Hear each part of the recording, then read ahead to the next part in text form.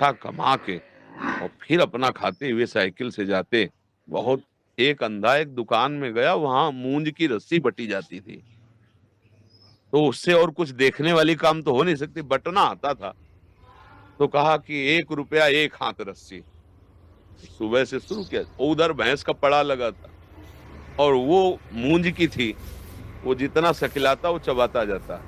जब शाम हुई, वो जितना हाथ में था उतना ही था, पूरी रस्सी चबा गया, पड़ा, कुछ नहीं मिला। कुछ ऐसे ही होता है बच्चा, अंधा बटे और पड़ा चबाए। एक कहावत है।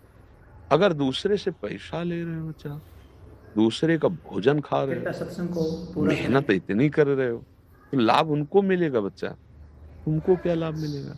क्योंकि तुम गृहस्थ वेश में हो। अगर विरक्त वेश है तो बात अलग बन जाती है कि भगवान जैसे चलावे, अब उनके में जाकर नमक रोटी खा लेना, उपवास करके परिक्रमा कर। कोई दूध बांट रहा है, कोई चाय बांट रहा है, आप बाबा जी हो, आप विरक्त हो? नहीं, यही तो सब कहेंगे, प्रसाद है ले लीजिए। तुम भी कमाओ, कभी सोचो कि 5 किलो हलवा बना के हम भी बांटेंगे, खाने की जरूरत नहीं। बच्चा हमारी बात मान लेना, कह इसलिए नहीं पा रहे हो कहीं तुम्हें बुरा न लग जाए। ये बच्चा लाभ मिलने के कम चांस है इसमें। जो आपकी सेवा करेगा वो आपको अंधा बटा और बड़ा चबा गया। किसी का अपनी मेहनत करके फिर जो करते और किसी से मतलब न रखते, तो बहुत बड़ी उपलब्धि हो जाएगी, 12 ज्योतिर्लिंग। अब बचा ये दान पुण्य की बात, तो तुम इस वेश में थोड़ा कम ठीक है। मार्ग है ना, प्रवृत्ति और निवृत्ति मार्ग। जैसे गृहस्थ आप जन हो, किसी आश्रम में जाओ, भोजन मिल जाए तो आप चाहे 50 रुपया दो, वहां दे दो चुपचाप। फ्री भोजन मत लो, फ्री सेवा मत लो। तो आप आए हो पुण्य प्राप्त करने के लिए, आपको जी प्राप्त हो महाराज जाएगा। जी। अगर विरक्त है तो अब उसका आधार भगवान है, जैसे चलावे। आप लोग गृहस्थ हैं, तो गृहस्थ वेश में बच्चा हो, तो मुझे लगता है इसका सुधार कर लो। तो बड़ी मेहनत बड़ी कर रहे हो।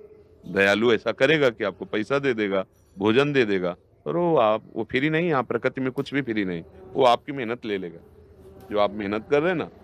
इसीलिए संत जन विरक्त भेष के तो अब भगवद आश्रित है। कपड़ा पहना दिया तो जय जय, हलवा मिल गया तो जय जय, नमक मिल गया, नमक रोटी तो जय जय, भूखा रहा तो जय जय। ऐसा चल। पर गृहस्थी में एक है, गृहस्थी के लिए शोभा नहीं देता। आप भले न करो लेकिन आप कहोगे। ऐसे क्यों तुम्हें कोई भोजन देगा?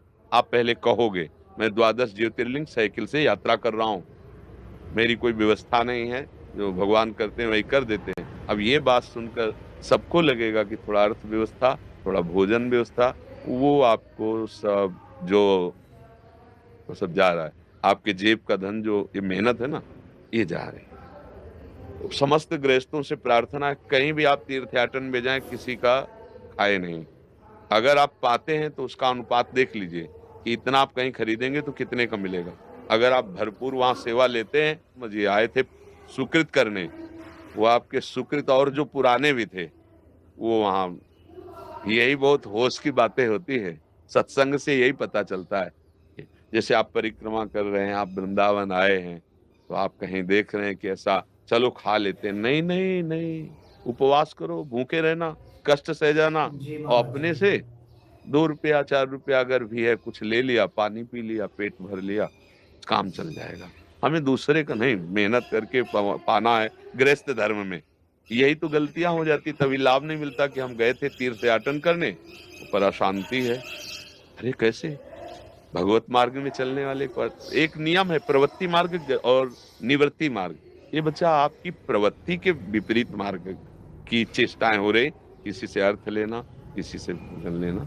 अब आप देख लीजिए और आप सुधार कीजिए। तो मेहनत बहुत कर रहे हो यार, पर आप गृहस्थ मार्ग से चल रहे हैं, इसलिए सावधान।